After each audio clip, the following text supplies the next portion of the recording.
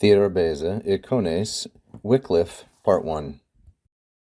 In this series, which was published in 1580, Beza deals with contemporary portraits of reformers and men of letters who, in his mind, contributed to the Reformation. And he begins with the Englishman, John Wycliffe, whose dates are approximately 1328 through 1384.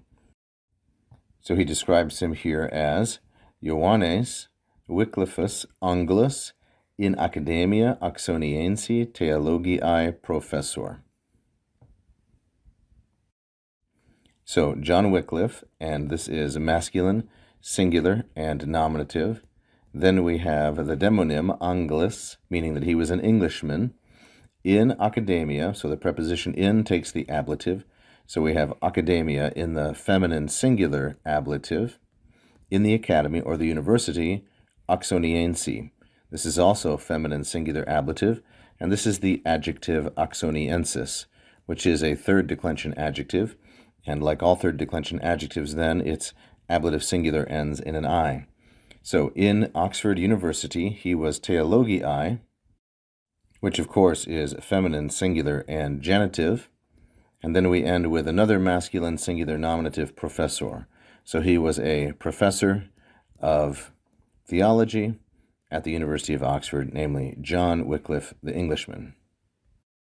This then is the first part of Beza's encomium of John Wycliffe. Ioannes Wycliffus, sit, hoc tuum in primis verdrum et immortale decus, Anglia, quamvis a te postea commaculatum, quod Ioannem Wycliffum editeris, primum ausum post multa saecula, Romanae meretrici, secure inebriatis erdropae regibus illudenti, bellum palam indicere, itque tanto successu, ut iam tuum vulnus gladio verbi divini abs te vibrato inflictum acceperit, quod, ut ad tempus sanatum videri potuerit, semper tamen recruduit ac tandem letale Dei beneficio evasit.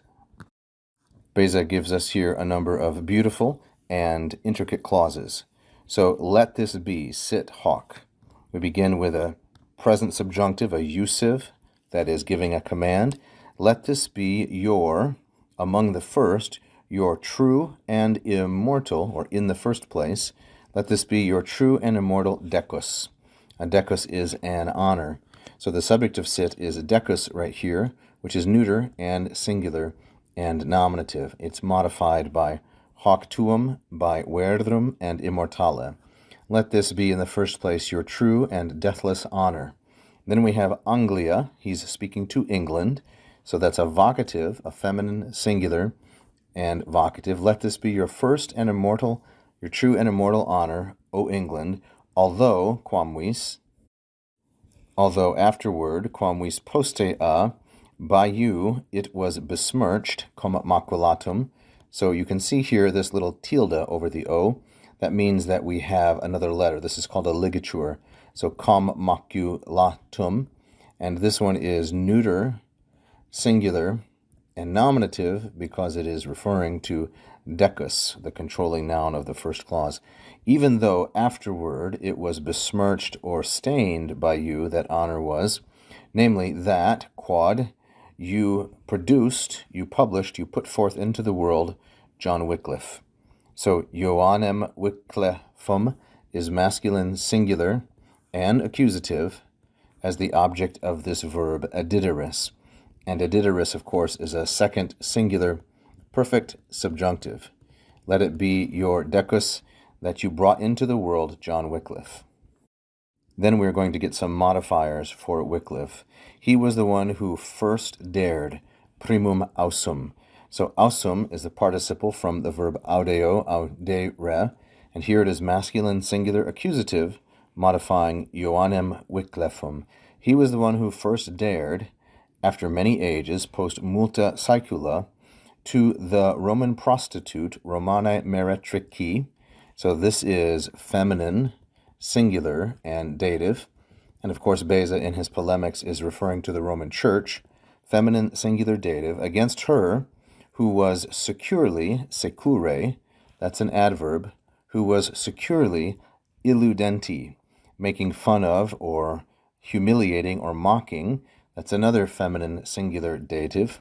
It's a participle from the third conjugation verb illudo, illudere. It's a present participle. Who was without a care, secure, mocking the drunken inebriatis kings, inebriatis regibus Europae, of Europe. So, what did John Wycliffe first dare to do against the Roman prostitute, Romane Meretrici, who was behaving this way without a care toward the drunken kings of Europe? He was the first one who made war, bellum indicere, declared war openly, palam. So palam, like secure, is an adverb.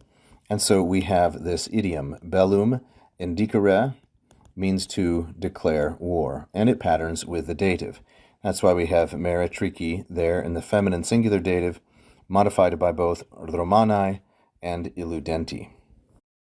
Now, as Beza continues, he uses this little id here in the neuter singular and nominative to summarize all that's come before, and this with so much success. He accomplished this with so much success, and the tanto sets up the ut clause, the result clause, consecutivum, and perhaps maybe this id is accusative. That's certainly a possibility that we should consider.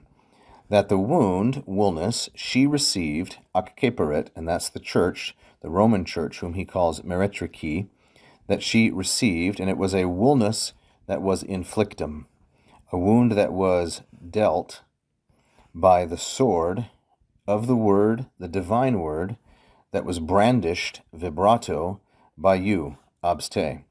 So again, woolness is modified by inflictum, which is all the way here at the end, right before the verb acceperet, the wound that was inflicted, and it was inflicted by the word, gladio, and the word was, the sword, and the sword was brandished, vibrato, like so. So we have an A, B, B, A, chiasmus here with woolnus gladio, vibrato inflictum.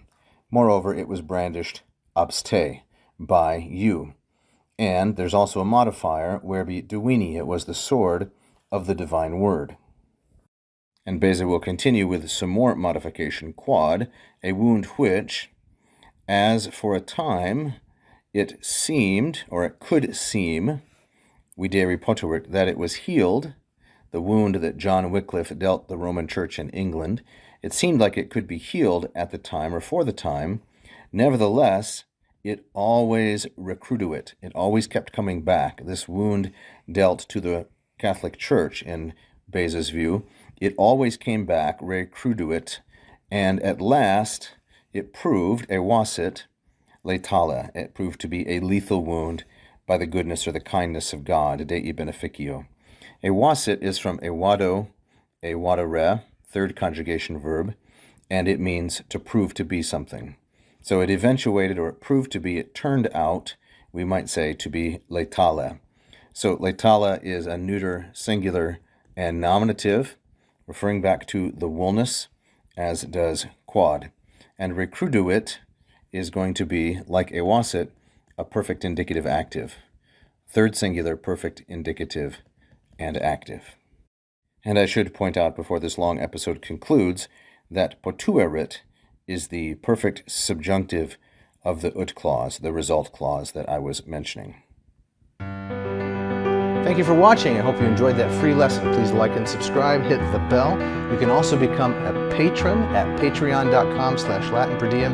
And if you really loved it, you can leave a tip right here as a super fan. Thank you so much.